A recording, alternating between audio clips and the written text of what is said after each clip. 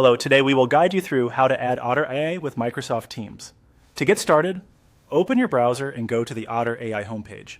This is where you'll manage your account settings and connect outside apps like Microsoft Teams. Make sure you're signed in to the correct Otter account before moving forward, since the integration will be linked to whichever account is currently active. Once you're on the Otter AI home screen, take a look at the navigation menu on the left-hand side. In this menu, you'll want to find the area for integrations. This section is where Otter lets you connect with other platforms and services, including video meeting tools and collaboration apps. When you see it, click on Integrations. This will open the page that shows the available connected apps and services you can link to your Otter account. If the page takes a moment to load, that's normal, especially if your account has multiple features or existing connections already set up. On the Integrations page, look through the available options until you find Microsoft Teams. Once you see Microsoft Teams listed, click on it to open its connection settings.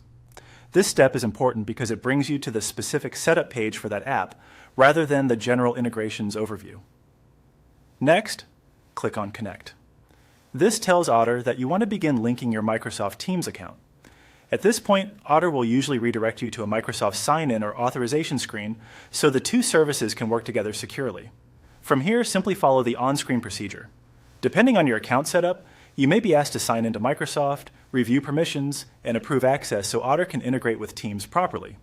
Read each screen carefully before confirming, especially if your organization manages Microsoft Teams through a work or school account. In some cases, your admin settings may affect what permissions are available.